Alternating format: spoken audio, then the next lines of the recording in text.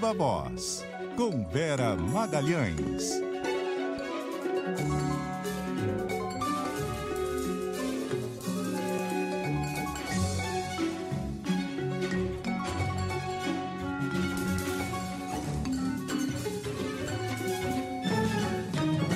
Boa tarde, Vera.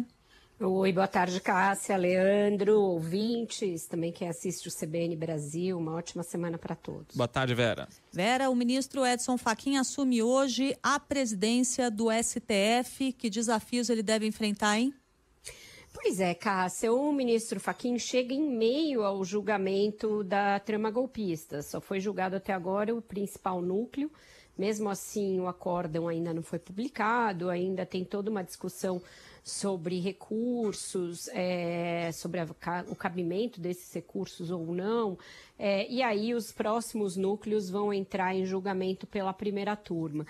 Ou seja, ele está prometendo, e fez isso em algumas falas, uma fala durante uma aula inaugural na Escola Nacional de Magistrados, outras falas, inclusive no momento em que foi confirmada a sua eleição, que é uma eleição simbólica, né? Já se sabia que seria ele, no sentido de que o Supremo deve deixar o protagonismo, de que se deve buscar um período aí de recolhimento institucional da Corte, para que não haja sobreposição com os outros poderes, etc. Mas é difícil a gente imaginar isso num horizonte de curto prazo, por algumas razões. Uma delas é essa: o julgamento ainda vai continuar, vai demorar, e isso vai necessariamente catalisar a atenção da imprensa, da classe política, dos outros países, etc.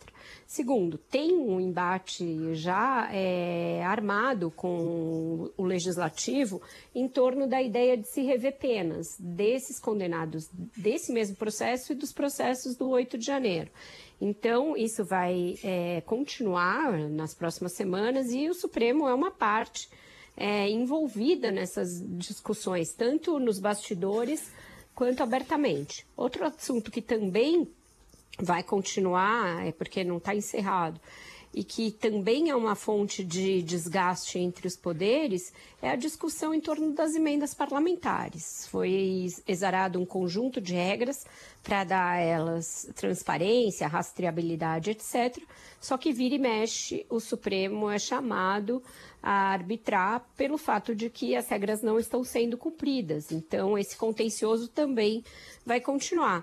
E, por fim, todos os inquéritos que são relatados pelo ministro Alexandre de Moraes e que também devem ter novos capítulos aí pela frente, eles não estão prestes a se encerrar, pelo contrário. Alguns novos vão virar novas ações, como esse da coação envolvendo o deputado Eduardo Bolsonaro, que teve denúncia já apresentada pelo Ministério Público e que vai virar provavelmente uma nova ação penal. Então, eu acho que vem aí mais um período em que o Supremo vai sim estar nos holofotes, nessa trincheira aí da disputa entre a defesa o que eles chamam de defesa da democracia, e os outros poderes vêm como ditadura do Supremo, ou como uma tentativa do Supremo de se sobrepor aos outros poderes. Não vai ser tão simples quanto o ministro prega essa ideia de sair do protagonismo, ainda mais, porque o vice-presidente da Corte é ninguém mais, ninguém menos que o próprio Alexandre de Moraes. Era isso que eu ia falar agora, né? Então não é tão simples assim, Cássia. Agora, o Fachin não costuma ser alvo direto assim, de bolsonaristas em manifestações, né? Diferente de Barroso, do próprio Alexandre de Moraes, claro, por razões óbvias, está à frente não só de todo esse processo da trama golpista, mas do inquérito das fake news, então acabou ficando muito em evidência, né? E o Fachin já é mais comedido, né? Ele já fica mais nos bastidores.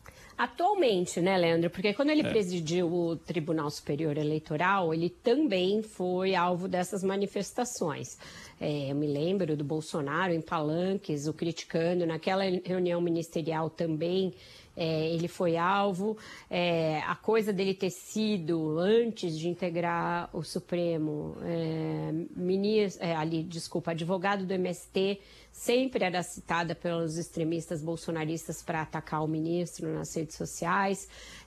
A discussão em torno da participação ou não daquela comissão, aliás, dos militares naquela comissão eleitoral, que foi uma herança que o Barroso deixou no TSE e que ele teve que manejar, também foi fonte de desgaste entre ele e os bolsonaristas. Então tem também um contencioso envolvendo o ministro Fachin. É que ele é um pouco menos midiático e ele é um pouco menos de responder na mesma moeda, na mesma altura que outros ministros da corte, mas ele também foi vítima, no passado não tão remoto, de muitos ataques por parte da extrema-direita. Vera Magalhães, até mais tarde no Ponto Final e até amanhã aqui no CBN Brasil. Até mais.